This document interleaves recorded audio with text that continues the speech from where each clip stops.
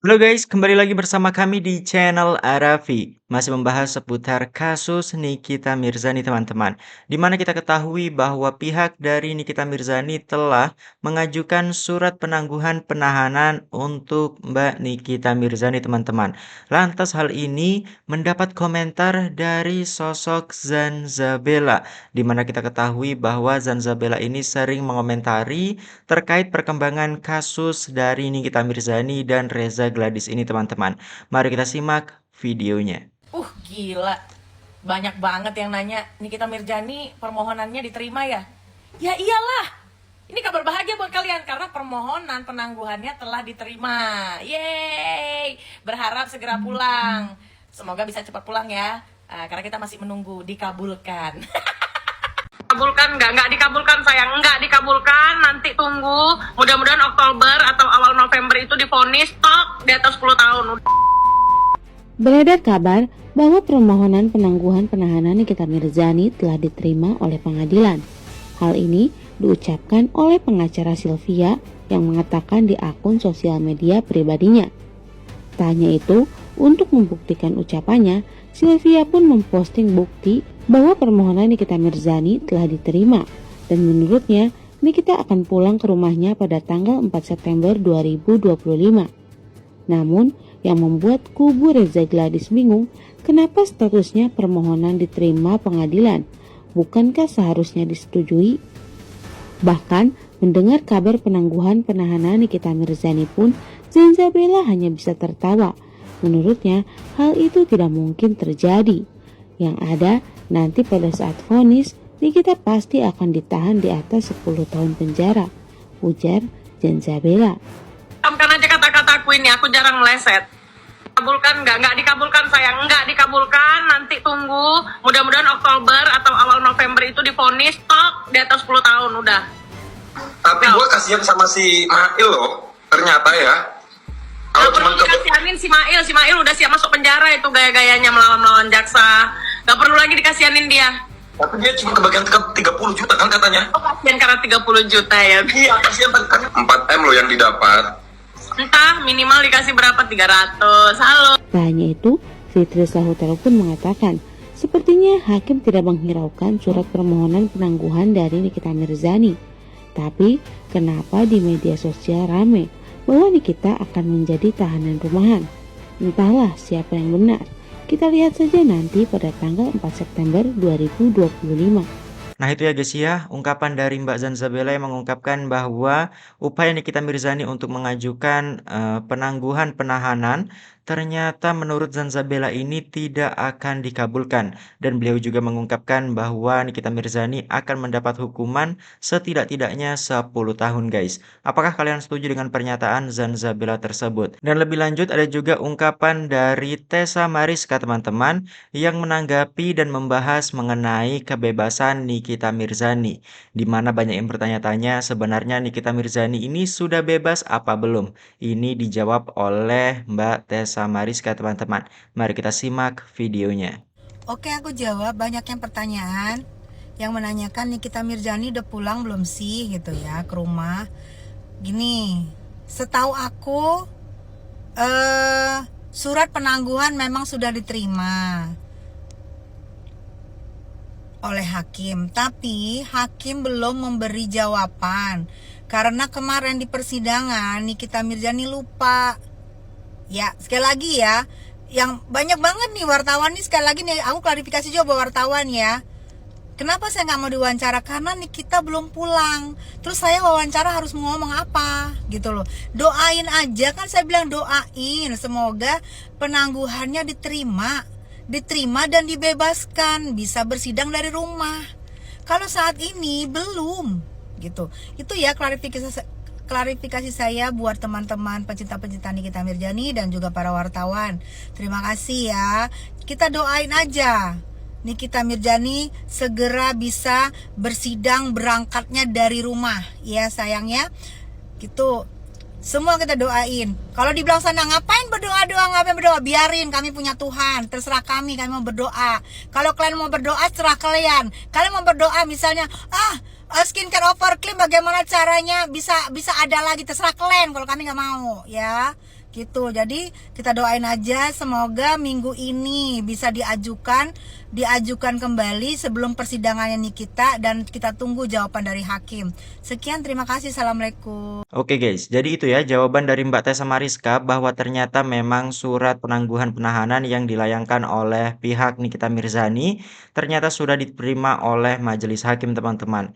Jadi tinggal menunggu saja hasilnya. Apakah pihak pengadilan akan mengabulkan atau tidak mengabulkan surat penangguhan penahanan yang diajukan oleh pihak Nikita Mirzani tersebut teman-teman. Oke teman-teman, lebih lanjut muncul juga ungkapan klarifikasi dari kuasa hukum Melvina teman-teman, di mana kita ketahui sosok Melvina yang sempat hadir di persidangan dan mengaku mendapat upaya pemerasan yang dilakukan oleh Nikita Mirzani. Akhirnya pihak kuasa hukumnya Pak Tony RM memberikan klarifikasi dan mengungkapkan bahwa sebenarnya kliennya tidak tahu menau pemerasan Nikita Mirzani teman-teman. Nah, ini tentu saja menarik untuk kita simak. Mari kita lihat klarifikasi dari pihak kuasa hukum Melvina ini teman-teman. Dugaan pemerasan dan pengancaman dengan terdakwa Nikita Mirzani, Ibu Melvin itu tidak tahu menau. Artinya kapan merasnya, bagaimana cara memerasnya, siapa yang dihubungi, kan itu, bagaimana mengancamnya dan seterusnya, kan tidak tahu. Itu ya maksudnya. Jadi tidak tahu dia kan. Nah, tahunya itu ya dapat cerita dari pelapor bersama suaminya, Reza Gladys bersama suaminya, bahwa ia ya telah melaporkan Nikita Mirzani saat itu ya. Jadi pelapor Reza Gladys dan suaminya itu menemui klien saya Ibu Melvin ya di Palembang ya, bercerita bahwa dia menjadi korban pemerasan dan sudah melaporkan ke Polda Metro Jaya. Namun karena pelapor juga mengetahui bahwa klien saya itu pernah mengalami mau dicoba diperas kan itu, tahu, sehingga karena mengalami hal serupa ya dicoba diperas kan itu, namun belum menjadi korban, belum menyerahkan uang, maka pelapor meminta klien saya agar menjadi saksi atas pengalamannya yang dicoba untuk diperas itu.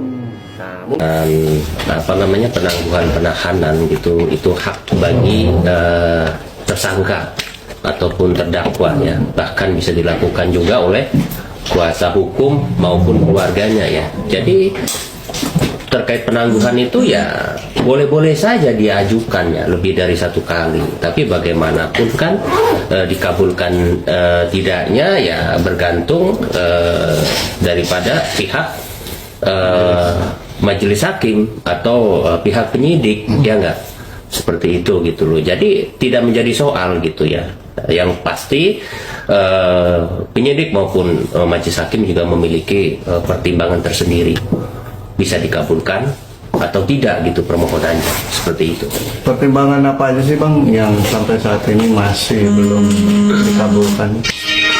Ya, pertimbangan normatifnya ya orang itu bisa saja dikabulkan terkait permohonan penangguhannya ya, mungkin tidak akan menghilangkan barang bukti, tidak akan mengulangi perbuatannya lagi, dan juga tidak akan melarikan diri gitu, seperti itu. Tapi pertimbangan lain juga ada ya.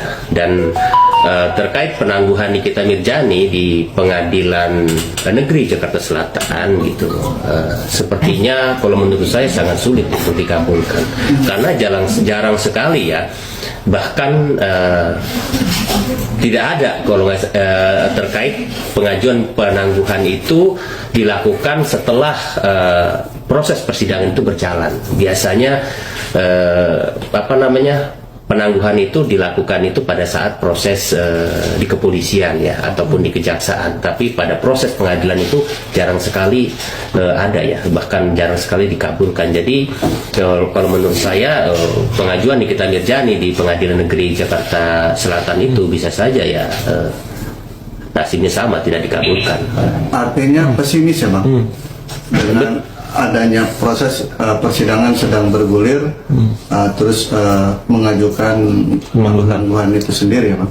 Betul gitu loh. Yang perlu kita ketahui bahwa terdakwa Nikita Mirzani ini ancamannya kan bisa dikatakan pasalnya itu grafis ya, terkait dugaan pemerasan dengan ancaman, juga terkait TPPU. Nah, TPPU-nya ini justru yang memberatkan. Jadi itu juga yang menjadi pertimbangan untuk tidak dikabulkan seperti itu gitu. Namun bagaimanapun kan bisa saja ya proses-proses lain ya, bagaimana untuk mengamankan Nikita Mirzani itu kembali pada kuasa hukumnya gitu loh, untuk melakukan pembelaan pada prinsipnya. Oke Bang, kalau kan ada beberapa lawyer, beberapa praktisi hukum yang mengatakan bahwa bisa bebas, bahkan bisa ditangguhkan dengan alasan banyak hal lah, kayak pasal 45 Undang-Undang ITE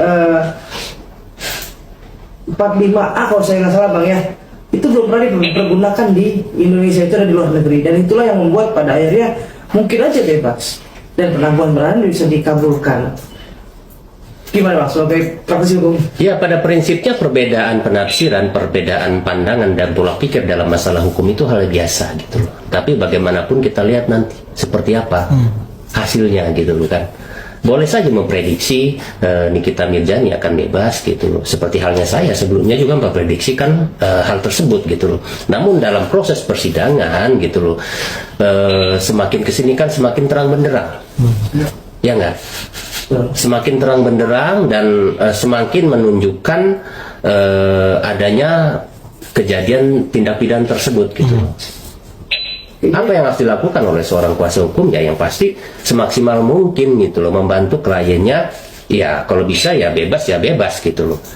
Kalau dikatakan yang lain Nikita Mirzani akan bebas, udah pasti bebas gitu loh. Ya enggak? Kalau dia tidak bersalah udah pasti bebas. Ya enggak? Kalau bersalah ya jalani hukuman dulu, ya pasti bebas lagi nantinya gitu loh.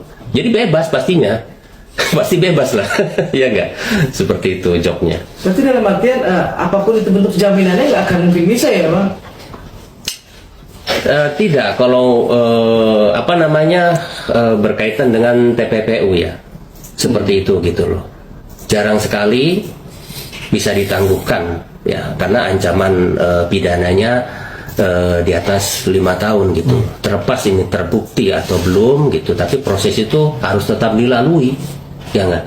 Silakan saja ya, siapapun boleh menafsirkan, boleh membuat prediksi dan kesimpulan gitu loh. Namun proses persidangan ini sedang berjalan, dan apapun komentar di luar sana sudah telat.